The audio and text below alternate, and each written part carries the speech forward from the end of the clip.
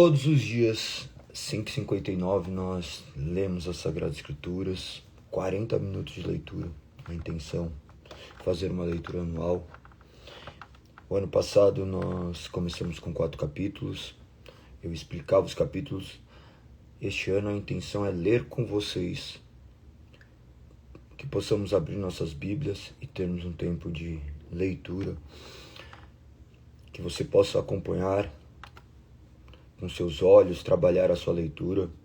Vai ser no ritmo de fala, então talvez a leitura será um pouco mais lenta do que você talvez esteja habituado, mas o principal é fazer aquilo que deve ser feito. Ler as Sagradas Escrituras, crendo que o Espírito há de iluminar nosso entendimento, para que possamos crer da maneira correta. Vamos orar ao Senhor, agradecendo por mais uma semana e pedindo para que Ele ilumine o nosso interior, por intermédio do Teu Santo Espírito, para que possamos crer da maneira correta nas Sagradas Escrituras. Senhor, obrigado por mais uma semana. Nos guarde, nos proteja, nos direcione. Obrigado por todo o cuidado até aqui. Obrigado por ter nos perdoado, obrigado por nos direcionar a uma vida do qual Seu nome é glorificado. Ilumina o nosso entendimento para que Suas palavras reluzam no nosso interior. É assim que eu oro e te agradeço, em nome de Cristo Jesus. Amém. Amém. Vamos para cima então. Segundo livro de Reis, capítulo 3. Hoje é nosso dia 434, a live de número 33. Cadê o Gandhi? O Gandhi não está aqui hoje, hein? Se alguém puder depois colocar aí, eu agradeço. Vamos então. Capítulo 3. Jorão, filho de Acabe, começou a reinar em Israel no 18º ano do reinado de Josafá, rei de Judá. Reinou em Samaria por 12 anos. Fez o que era mal aos olhos do Senhor, mas não tanto quanto seu pai e sua mãe. Pelo menos derrubou a coluna sagrada de Baal que seu pai havia levantado.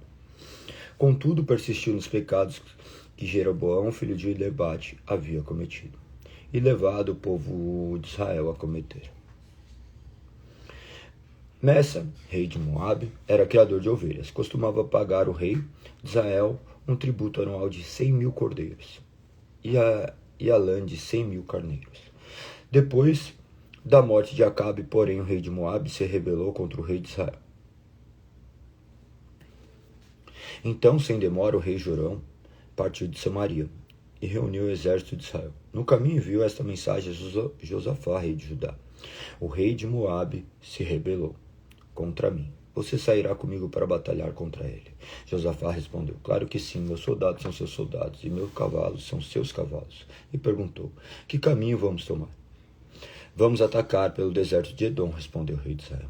O rei de Edom e seus soldados se uniram ao rei de Israel, e o rei de Judá e os 3 exércitos seguiram pelo caminho. Depois que andaram 7 dias pelo deserto, já não havia água para os homens nem para os animais. O que vamos fazer? Exclamou.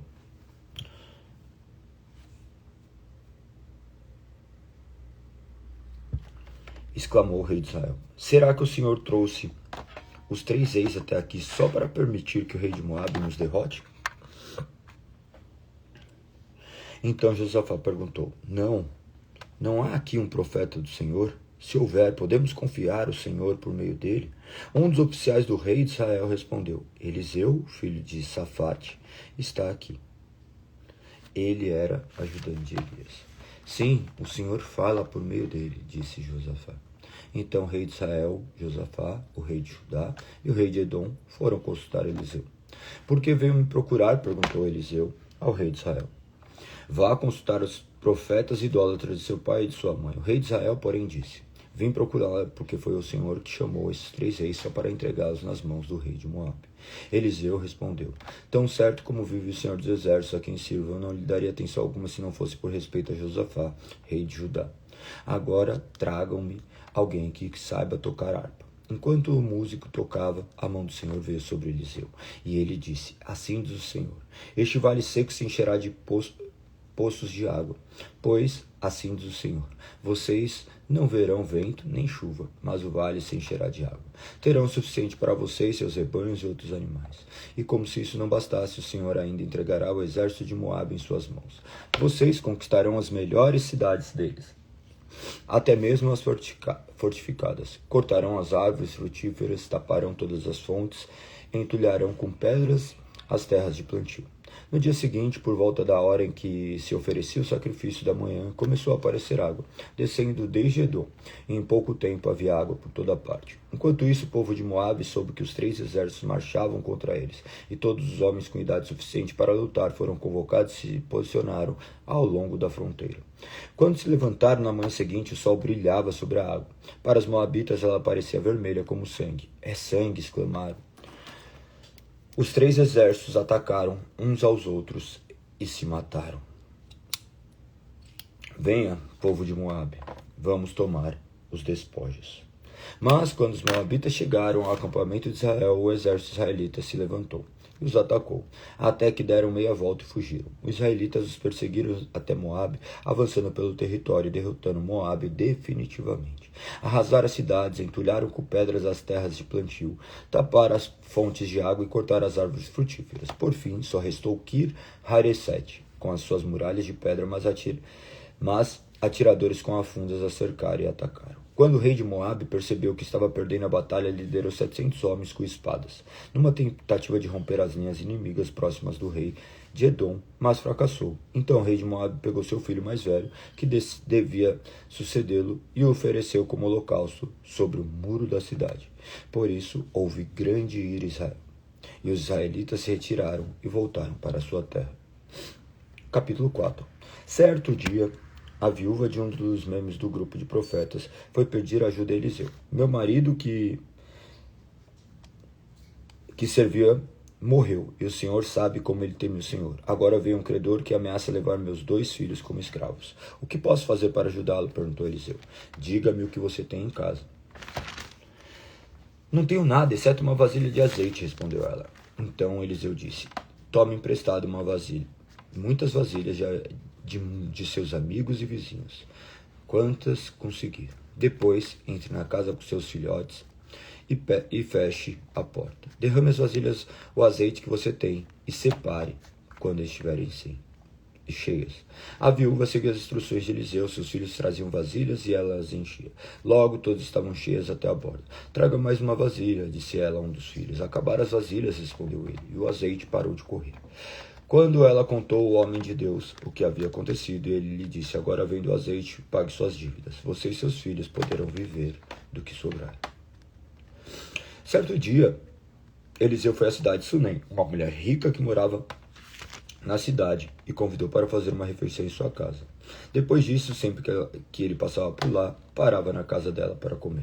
A mulher de seu marido, sem dúvida, esse homem que sempre passa por aqui é um santo homem de Deus. Vamos construir um quartinho para ele no terraço e mobiliá-lo com uma cama, uma mesa, uma cadeira e uma lâmpada. Assim, quando ele passar por aqui, terá um lugar para ficar. Um dia, Eliseu voltou a Sunem, subiu o quarto para descansar, disse a seu servo Geazi, chame a sunamita. Quando ela veio, Eliseu disse a Geazi, diga-lhe, somos gratos por sua bondade e seu cuidado conosco. O que podemos fazer por você? Podemos falar em seu favor ao rei ou comandante do exército? Não, respondeu ela, minha família cuida bem de mim. Mais tarde, Eliseu perguntou a Geazi, o que podemos fazer por ela? Geazi respondeu, ela não tem filhos e o marido é idoso. Chame-o de novo, disse Eliseu.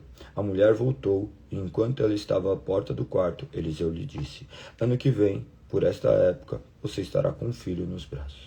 Não, meu senhor, exclamou ela, por favor, homem de Deus, não me dê falsas esperanças. Mas, de fato, a mulher ficou grávida. No ano seguinte, naquela mesma época, teve um filho, como Eliseu tinha dito. Certo dia, quando o menino estava mais crescido, saiu para acompanhar o pai, que estava no campo com ceifeiros. De repente, o menino gritou, ai, que dor de cabeça! Seu pai disse a um dos servos, leve-o para casa, para a mãe dele. O servo levou o menino para casa e a mãe segurou no colo. Mas, por volta do meio-dia, ele morreu. Ela carregou-o para cima e deitou na cama do homem de Deus. Fechou a porta e o deixou ali. Então ele enviou um recado para o marido: mande um dos servos e uma jumenta para que eu vá depressa com o homem, falar com o homem de Deus e volte em seguida. Porque hoje, perguntou ele, não é festa da lua nova nem sábado. Ela, porém, respondeu: não se preocupe. Então ela mandou selar a jumenta e disse ao servo: rápido, só diminua o passo quando eu mandar. E partiu para encontrar-se com o homem de Deus no Monte Carmelo. Quando ele viu a distância, disse a Geazi: olhe, lá vem a sunamita. Corra a seu encontro e pergunte: está tudo bem com a senhora, com seu marido e com seu filho? A mulher respondeu: sim, está tudo bem. Mas quando chegou ao homem de Deus no monte, abraçou os pés dele. Geazi quis afastá-la, mas o homem de Deus disse: deixa-a em paz. Ela está profundamente angustiada. Mas o Senhor não revelou o motivo. Então a mulher disse: acaso eu lhe pedi um filho, meu senhor? Não lhe disse que não me desse falsas esperanças? Eliseu disse a Geazi: prepare-se para viajar. Pegue meu cajado e vá. Não cumprimente ninguém pelo caminho. Quando chegar, coloque o cajado sobre o rosto do menino. Mas a mãe do menino disse: tão certo como vive o Senhor e tão certo como sua própria vida, não voltarei para casa se o Senhor não for comigo. Então Eliseu voltou com ela. Geazi foi à frente e pôs o cajado sobre o rosto do menino, mas não aconteceu nada. Não havia sinal de vida. Geazi voltou para encontrar-se com Eliseu e lhe disse: o menino ainda não despertou. De fato, quando Eliseu chegou, o menino estava morto, deitado em uma cama. Eliseu entrou sozinho no quarto, fechou a porta e orou ao Senhor. Depois deitou sobre o corpo do menino e colocou sua boca sobre a dele, e seus olhos sobre o dele, e suas mãos sobre as dele. Enquanto se estendia sobre ele, o corpo do menino começou a se aquecer. Eliseu se levantou, andou de lado para o outro do quarto e em seguida se estendeu novamente sobre ele. Dessa vez o menino espirrou 7 vezes e abriu os olhos. Eliseu chamou Geazi e lhe disse: chame a sunamita. Quando ela entrou, Eliseu disse: aqui está seu filho. Ela caiu aos pés do profeta e se curvou diante dele. Então pegou o filho e saiu. Eliseu voltou a Gigal, onde havia fome na terra. Certo dia, quando o grupo de profetas estava sentado diante dele, ordenou ao seu servo: ponha no fogo uma panela grande e faça um ensopado para o resto do grupo. Um dos profetas foi ao campo apanhar ervas. Encontrou uma trepadeira do campo e voltou trazendo frutos silvestres em sua capa. Cortou os frutos em pedaços e os colocou numa panela, sem saber exatamente o que era. O ensopado foi servido aos homens, mas assim que provaram alguns bocados, gritaram: homem de Deus, há veneno neste ensopado, e não puderam comer. Eliseu disse: traga-me um pouco de farinha. Jogou a farinha na panela e disse: agora podem comer. E o ensopado não lhe fez mal. Outro dia, um homem de Baal, Salissa, trouxe comida para o homem de Deus: 20 pães de cevada feitos de grãos de colheita e também grãos frescos. Eliseu disse: distribua entre o povo para que comam. Como vamos alimentar 100 pessoas com isso? Perguntou seu servo. Mas Eliseu repetiu: distribua entre o povo para que comam, pois assim diz o Senhor: todos comerão e ainda sobrará. E quando distribuíram o alimento, houve suficiente para todos e ainda sobrou, como o Senhor tinha dito. Capítulo 5. O rei da Síria tinha grande respeito por Naamã, comandante de seu exército, pois por meio dele o Senhor tinha dado grandes vitórias à Síria. Mas, embora Naamã fosse um guerreiro valente, sofria de lepra. Naquela época, saqueadores sírios tinham invadido o território de Israel, e entre os cativos havia uma menina que se tornou serva da esposa de Naamã. Certo dia a menina disse à sua senhora: como seria bom se meu senhor fosse ver o profeta em Samaria. Ele o curaria da lepra. Naamã contou ao rei que a menina israelita tinha dito. Então o rei da Síria lhe respondeu: vá visitar o profeta. Eu lhe darei uma carta de apresentação ao rei de Israel. Naamã partiu levando os 350 quilos de prata, 72 quilos de ouro e 10 roupas de festa. A carta para o rei de Israel dizia: com esta carta apresento o meu servo Naamã. Quero que o rei cure da lepra. Quando o rei de Israel leu a carta, rasgou as roupas e disse: acaso sou Deus, capaz de dar ou tirar a vida?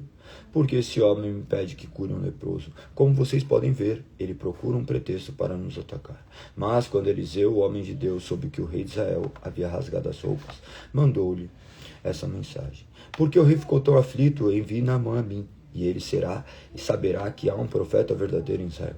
Então Naamã foi com seus cavalos e carruagens e parou à porta da casa de Eliseu. Ele mandou um mensageiro dizer a Naamã: vá e lave-se 7 vezes no Rio Jordão. Sua pele será restaurada e você ficará curado da lepra. Naamã ficou indignado e disse: imaginei que ele sairia para me receber. Esperava que movesse as mãos sobre a lepra, invocasse o nome do Senhor, seu Deus, e me curasse. Não são os rios Abana e Farfar em Damasco melhores que qualquer rio de Israel? Será que eu não poderia me lavar em um deles e ser curado? Naamã deu meia volta e partiu furioso. Mas seus oficiais tentaram convencê-lo, dizendo: meu senhor, se o profeta que lhe tivesse pedido para fazer algo muito difícil, o senhor não teria feito? Por certo, o senhor deve obedecer à instrução dele, pois disse: vá e lave-se e será curado. Assim Naamã desceu o Jordão e mergulhou 7 vezes, conforme a instrução do homem de Deus. Sua pele ficou saudável como a de uma criança, e ele foi curado. Então Naamã e toda a sua comitiva voltaram para onde morava o homem de Deus. Ao chegar diante dele, Naamã disse: agora sei que no mundo inteiro não há Deus senão em Israel. Por favor, aceite o presente de seu servo. Eliseu, porém, respondeu: tão certo como vive o Senhor a quem sirvo, não aceitarei presente algum, embora Naamã insistisse. Eliseu recusou. Então Naamã disse: está bem, mas peço que permita que este seu servo leve para casa 2 mulas carregadas com a terra deste lugar. De agora em diante nunca mais oferecerei holocaustos ou sacrifícios a qualquer outro Deus senão o Senhor.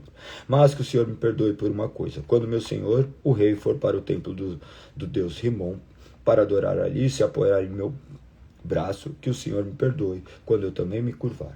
Vá em paz, disse Eliseu. Então Naamã partiu para casa.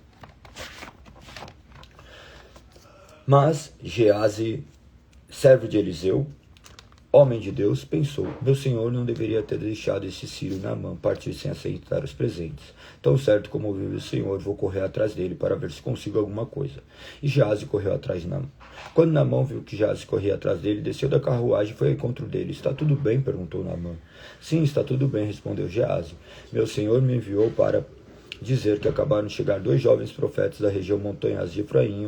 Meu senhor me pediu 35 quilos de prata e 2 roupas de festas para eles. Claro, leve 70 quilos de prata, insistiu Naamã. Lhe deu 2 roupas de festas e colocou a prata em 2 sacolas e enviou 2 servos para carregarem os presentes para Geazi. Ao chegarem à colina, Geazi pegou as sacolas e enviou os servos de volta e escondeu os presentes dentro de casa. Quando entrou para ver seu senhor, Eliseu, este lhe perguntou: onde você esteve, Geazi? Não estive em lugar algum, respondeu Geazi. Mas Eliseu lhes disse: você não percebe que eu estava presente em espírito quando Naamã desceu da carruagem para encontrar-se com você? Esta definitivamente não era ocasião de receber dinheiro e roupas, oliveiras, videiras, ovelhas, gados e servos. Por isso você e seus descendentes sofrerão de lepra de Naamã para sempre. Quando Geazi saiu dali, seu corpo estava coberto de lepra, e sua pele estava branca como a neve. Capítulo 6. Certo dia os membros do grupo de profetas disseram a Eliseu: como vê, este lugar onde nos reunimos é pequeno demais. Vamos descer o rio Jordão, onde há muitos troncos, e construir ali um lugar para nos reunirmos. Está bem, disse Eliseu, podem ir. Venha conosco, sugeriu um deles. Eu irei, disse ele. E foi com eles. Quando chegaram ao Jordão, começaram a derrubar as árvores. Enquanto um deles cortava um tronco, parte do ferro do machado caiu no rio. Ai, meu senhor! Gritou. O machado era emprestado. Onde caiu? Perguntou o homem de Deus. Quando mostraram o lugar para Eliseu, ele cortou um galho, jogou na água e fez o ferro do machado flutuar. Pegue-o, disse Eliseu. O homem estendeu a mão e o pegou. Quando o rei da Síria estava em guerra contra Israel, consultava seus oficiais e dizia: posicionaremos nossa tropa em tal lugar. De imediato o homem de Deus advertia o rei de Israel: não se aproxime de tal lugar, pois os sírios planejam posicionar suas tropas ali. O rei de Israel mandava um aviso para o lugar indicado pelo homem de Deus. Várias vezes ele advertiu o rei que ficasse alerta naqueles lugares. Furioso com essa situação, o rei sírio reuniu seus oficiais e perguntou: qual de vocês anda informando o rei de Israel sobre meus planos? Ó meu senhor, o rei, Não somos nós, respondeu um dos oficiais. Eliseu, profeta de Israel, revela ao rei de Israel até as palavras que o Senhor diz em seus aposentos. O rei ordenou: vai e descubra onde ele está, para que eu mande capturá-lo. Então lhe informaram: Eliseu está em Dotã. Assim, certa noite, o rei da Síria mandou um grande exército com muitos carros de guerra e cavalos para cercar a cidade. Na manhã seguinte, o servo do homem de Deus se levantou bem cedo. Ao sair, viu que havia soldados, cavalos e carros de guerra por toda parte. Aí, meu senhor, o que faremos agora? Exclamou o servo. Não tenha medo, disse Eliseu, pois nosso lado há muito mais do que o lado deles. Então Eliseu orou: ó Senhor, abre os olhos dele, para que eu veja. O Senhor abriu os olhos do servo, e ele viu as colinas ao redor de Eliseu, cheias de cavalos e carruagens de fogo. Quando os sírios avançaram para a direção de Eliseu, ele orou: ó Senhor, faze que fiquem cegos. O Senhor fez que ficassem cegos, conforme Eliseu havia pedido. Então Eliseu saiu e lhes disse: vocês tomaram o caminho errado. Essa não é a cidade certa. Sigam-me e eu os levarei até o homem que procuram. Então ele os guiou à cidade de Samaria. Assim que entraram em Samaria, Eliseu orou: ó Senhor, agora abre os olhos deles para que vejam. O Senhor abriu os olhos dele e descobriram que estava no meio de Samaria. Quando o rei de Israel os viu, perguntou a Eliseu: devo matá-los, meu senhor? Devo matá-los? Claro que não, respondeu Eliseu. Eles não são prisioneiros que você capturou na batalha. Dê-lhes comida e bebida e mande-os de volta para casa, para o senhor deles. Então o rei lhes ofereceu um grande banquete e os mandou de volta para casa, para o senhor deles. Depois disso, os invasores sírios não invadiram mais a terra de Israel. Algum tempo depois, porém, Ben-Hadad, rei da Síria, reuniu todo o seu exército e cercou Samaria. Como resultado, houve grande fome na cidade. O cerco durou tanto tempo que uma cabeça de jumento era vendida por 960 gramas de prata e um terço de litro de esterco de pombo por 660 gramas de prata. Um dia, quando o rei de Israel caminhava pelos muros da cidade, uma mulher gritou para ele: ó meu senhor, o rei, por favor, ajude-me. Ele respondeu: se o senhor não ajudar, o que poderei fazer? Não tenho alimento na eira, nem vinho na prensa de uvas. Mas depois o rei perguntou: qual é o problema? Respondeu: esta mulher me disse: vamos comer o seu filho hoje, e amanhã comeremos o meu. Então cozinhamos meu filho e comemos. No dia seguinte, eu disse a ela: mate seu filho, para que comamos. Mas ela havia escondido. Quando o rei ouviu isso, rasgou as roupas. Enquanto ele caminhava pelos muros, o povo viu que por baixo do manto ele usava um pano de saco junto à pele. Então o rei jurou: que Deus me castigue severamente se eu não separar a cabeça de Eliseu e seus ombros ainda hoje. Eliseu estava sentado em sua casa com as autoridades de Israel, quando o rei mandou um mensageiro até ele. Antes, porém, que o mensageiro chegasse, Eliseu disse às autoridades: o filho do assassino enviou um homem para cortar minha cabeça. Quando o mensageiro chegar, feche a porta e não deixe entrar. Logo ouviremos os passos de seu senhor atrás dele. Enquanto Eliseu ainda falava, o mensageiro chegou e comunicou a mensagem do rei: toda essa desgraça vem do Senhor, porque devo continuar a esperar no Senhor. Eliseu respondeu, capítulo 7: ouça essa mensagem do Senhor. Assim diz o Senhor: amanhã, a esta hora, na porta de Samaria, 6 litros de farinha fina custarão apenas 12 gramas de prata. 12 litros de cevada também custarão apenas 12 gramas de prata. O oficial que auxiliava o rei disse ao homem de Deus: ainda que o Senhor abrisse as janelas do céu, isso não poderia acontecer. Eliseu, porém, respondeu: você verá com os próprios olhos, mas não comerá coisa alguma. Havia 4 homens com lepra sentados junto à porta da cidade. Por que ficaram sentados aqui esperando a morte? Perguntaram uns aos outros. Morreremos de fome se ficarmos aqui, mas também morreremos de fome se entrarmos na cidade, pois não há alimento lá. Vamos sair e nos render ao exército sírio. Se eles nos deixarem viver, melhor, mas se nos matarem de qualquer maneira, teríamos morrido.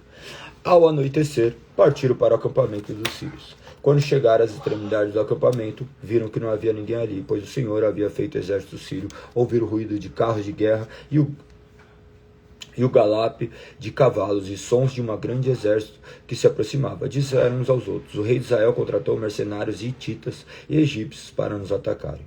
Por isso, fugiram ao anoitecer, abandonando tendas, cavalos, jumentos e tudo mais, e correram para salvar sua vida. Quando os leprosos chegaram às extremidades do acampamento, foram uma tenda a outra, comendo e bebendo. Pegaram a prata, o ouro e as roupas que encontraram e esconderam tudo. Por fim, disseram uns aos outros: isso não está certo, esse é um dia de boas notícias e não contamos a ninguém.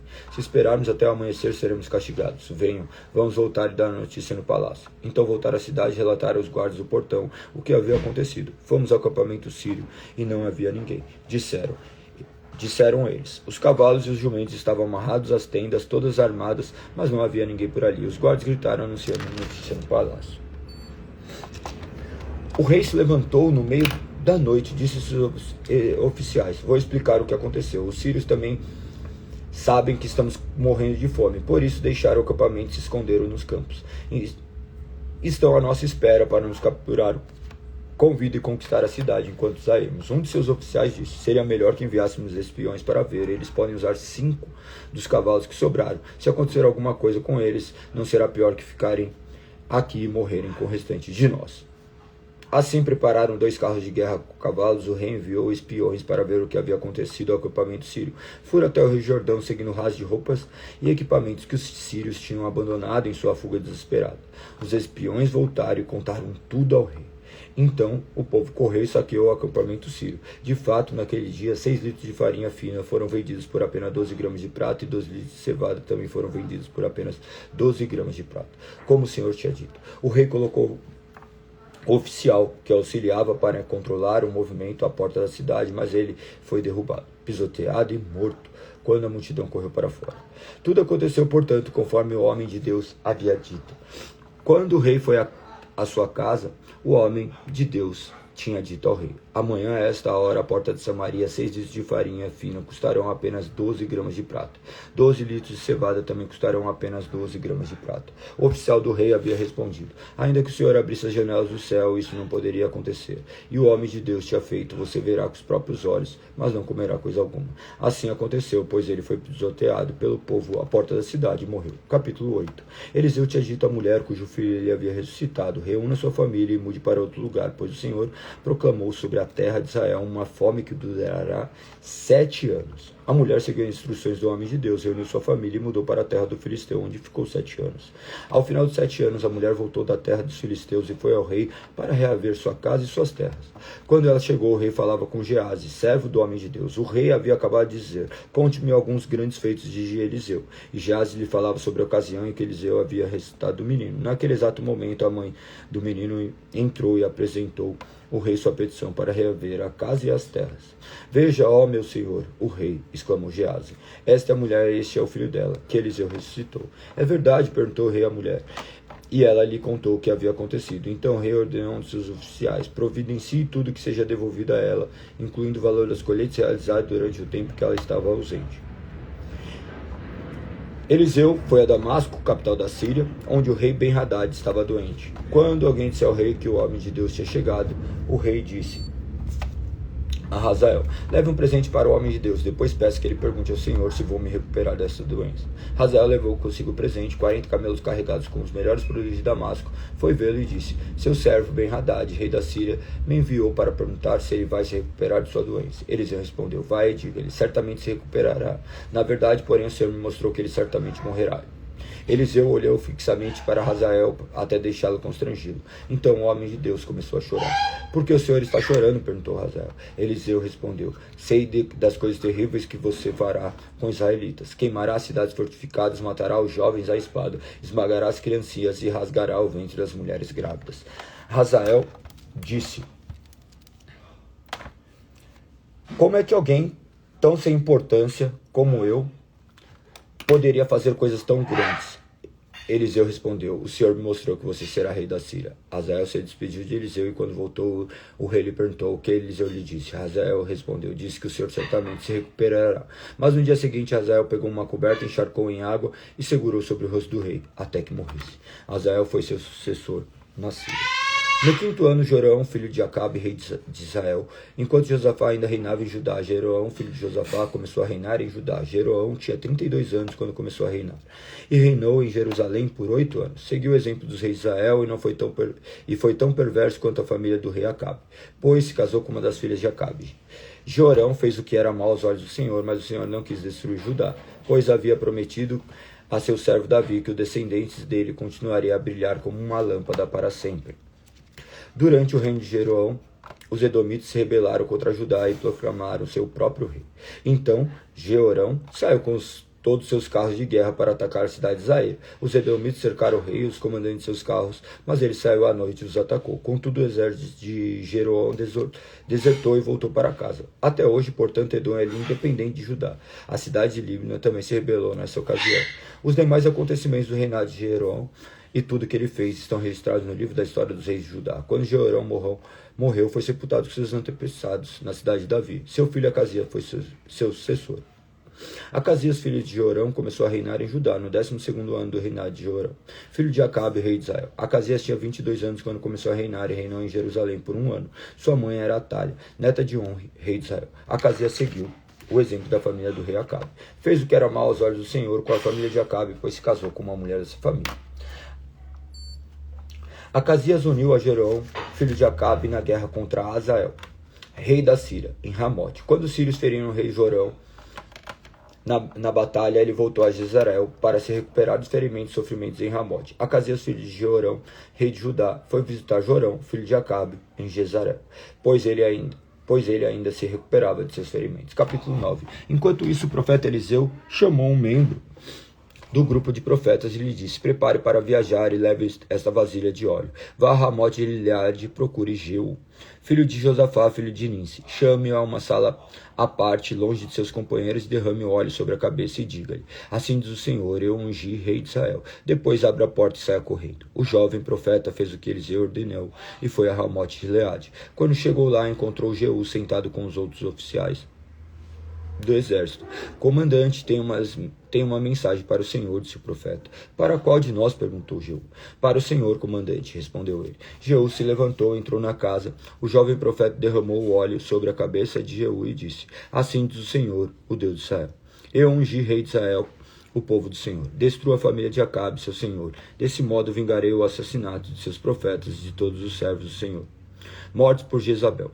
Toda a família de Acabe deve ser exterminada. Destruirei todos os seus descendentes do sexo masculino em Israel, tanto escravos como livres. Destruirei a família de Acabe, como destruí as famílias de Jeroboão, filho de Nebate, Baça, filho de Aias. Comerão Jezabel no campo em Jezarel, e ninguém a sepultará. Então o jovem profeta abriu a porta e saiu correndo. Jeú voltou aos outros oficiais do rei. Um deles lhe perguntou: o que esse louco queria? Está tudo bem? Vocês conhecem gente desse tipo, as coisas que eles dizem, respondeu Jeú. Você está escondendo algo, disseram. Conte-nos o que ele disse. Então Jeú lhes contou. Ele me disse: assim diz o Senhor, eu ungi rei de Israel.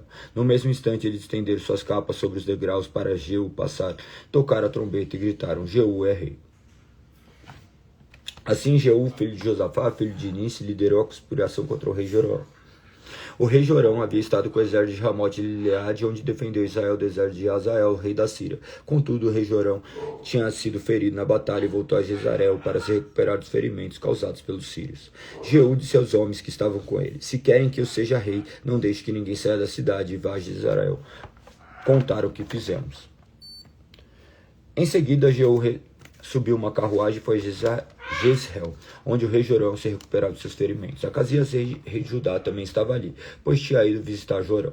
Quando o sentinela na torre de Jezreel viu Jeú e sua tropa se aproximarem, gritou: uma tropa se aproxima. O rei Jorão ordenou: envie um cavaleiro para perguntar se eles vêm em paz. O cavaleiro foi ao encontro de Jeú e disse: o rei quer saber se vocês vêm em paz.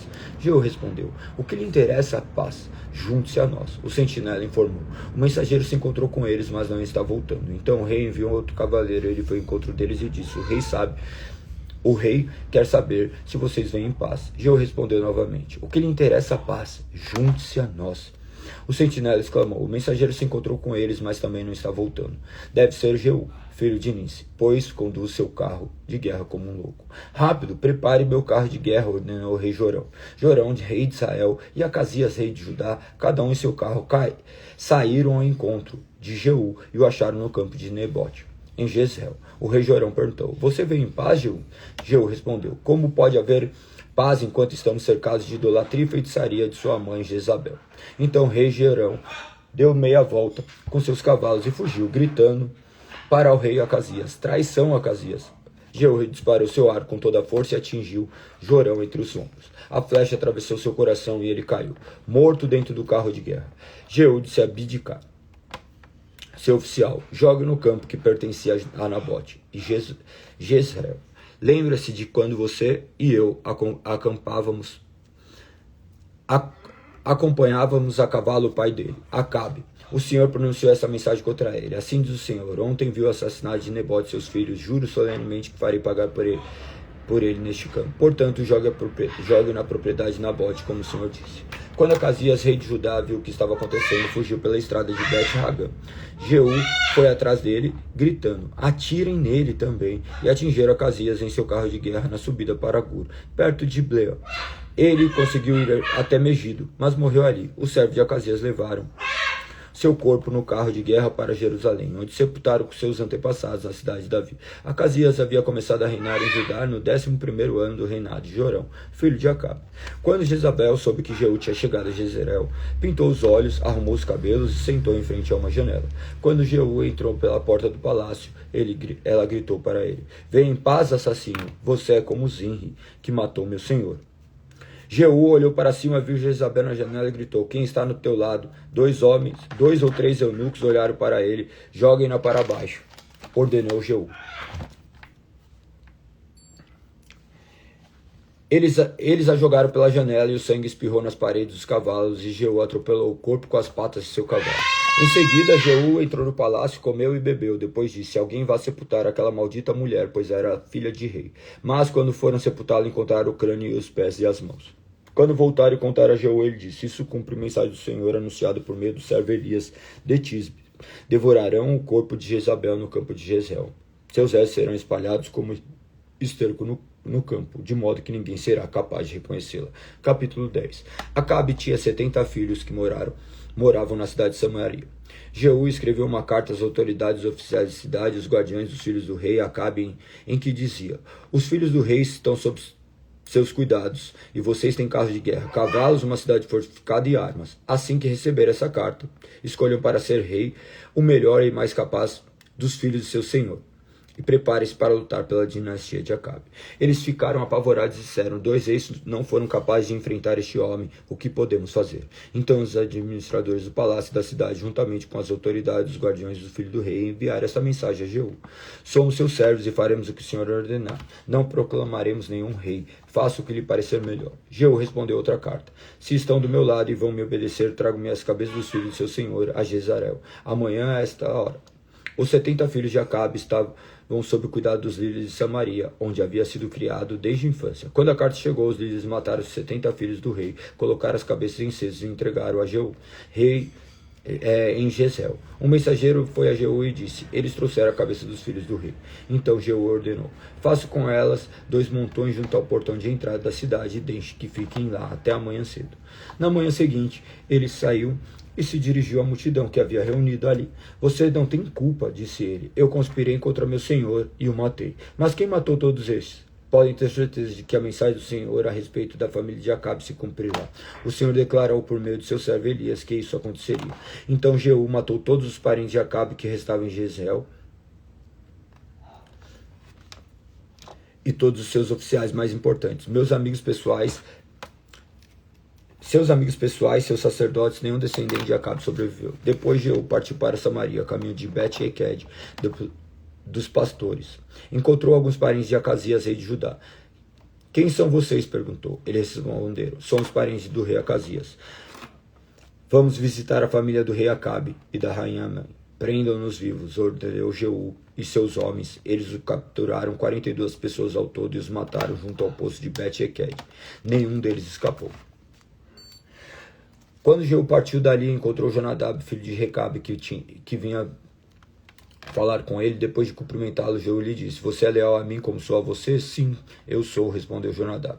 Então me dê sua mão, disse Jeú. Jonadab estendeu a mão e Jeú ajudou a subir na carruagem. E lhe disse: venha comigo, você verá minha dedicação ao Senhor. Jonadab foi com ele.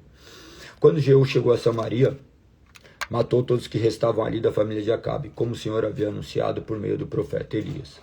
Jeú reuniu todo o povo da cidade e lhe disse: a adoração de Acabe a Baal não foi nada comparado ao modo como eu adorarei. Portanto, convoque todos os profetas e adoradores de Baal, reúnam todos os seus sacerdotes, todos devem vir, pois vou oferecer um grande sacrifício a Baal. Quem não comparecer será morto. O plano astuto de Jeú, porém, era destruir todos os adoradores de Baal. Então Jeú ordenou: prepare uma reunião solene para prestar culto a Baal. A convocação foi feita e ele enviou mensageiros por todo Israel. Todos os adoradores de Baal vieram e ninguém faltou. Encheram o templo de Baal de uma extremidade a outra. Jeú instruiu o responsável pela sala de vestimento: todos os adoradores de Baal devem usar estas roupas. E as roupas foram distribuídas. Em seguida, Jeú entrou no templo de Baal com Jonadab, filho de Recabe, de seus adoradores de Baal. Certifique-se de que ninguém adora o Senhor esteja aqui, mas somente aqueles que adoram Baal. Estavam todos dentro do templo para oferecer sacrifício e holocaustos. Jeú havia colocado 80 homens lá de fora do edifício e os avisado: se deixarem alguém escapar, pagarão com a própria vida. Assim que Jeú terminou de oferecer o holocausto, deu ordem a seus guardas e oficiais: entrem e matem todos, não deixe ninguém escapar. Os guardas oficiais mataram todos e arrastaram os corpos para fora. Então os homens de Jeú entraram na câmara mais interna do templo de Baal, levaram para fora a coluna sagrada usada no culto de Baal e jogaram no fogo. Despedaçaram a coluna sagrada, demoliram o templo de Baal, transformaram em banheiros públicos como é até hoje. Desse modo, Jeú destruiu todos os vestígios do culto de Baal em Israel. Contudo, não destruiu os bezerros de ouro em Betel e Dan, como os quais Jeroboão, filho de Nebate, havia levado Israel a pecar. Ainda assim, o Senhor disse a Jeú: você fez bem em seguir minhas instruções e destruir a família de Acabe. Por isso, seus descendentes serão reis de Israel até a 4ª geração. Mas Jeú não obedeceu de todo o coração à lei do Senhor, o Deus de Israel. Não se afastou dos pecados de Jeroboão havia levado Israel a cometer. Naquele tempo, o Senhor começou a reduzir o território de Israel. O rei Hazael conquistou várias regiões do reino, a leste do rio Jordão, incluindo toda a terra de Gileade, de Gade, de Ruben e de Manassés. Conquistou a região desde a cidade de Aroer, perto do vale de Armon, até Gileade e Bassã, ao norte. Os demais acontecimentos do reinado de Jeú, tudo o que ele fez e a extensão de seu poder estão registrados no livro da história dos reis de Israel. Quando Jeú morreu e se reuniu a seus antepassados, foi sepultado em Samaria. Seu filho Joacás foi seu sucessor. Ao todo reinou por 28 anos sobre Israel e Samaria. Somente até aqui. Capítulo 11 dessa forma, amanhã será o dia 435, dia 3 de fevereiro de 2026, será nossa live de número 430, nossa live de número 34, de leitura das Sagradas Escrituras. Então, hoje, nós lemos do capítulo de número 3 ao 10. Dessa forma, encerramos nossa leitura. Que o nome do Senhor seja glorificado. Tamo junto. Aguardo vocês amanhã. Lembrando que amanhã nós cultuaremos o Senhor às 20 horas, na Rua Breja Alegre 138, na Vila Olímpia. Espero vocês. Se precisarem de alguma coisa, tiverem alguma dúvida, podem me chamar. Que o nome do Senhor seja exaltado e glorificado hoje e eternamente. Continue e perseverem, que o Senhor nos sustente. Beijo, fui, até amanhã. Não se esqueça de comentar e compartilhar com o máximo de pessoas. Entrem lá no grupo, na lista de transmissão, e transmitam essa live, ou pelo menos a leitura, para que mais pessoas vejam, e também que Deus as conduza a conhecer mais da sua palavra. Beijo, fui.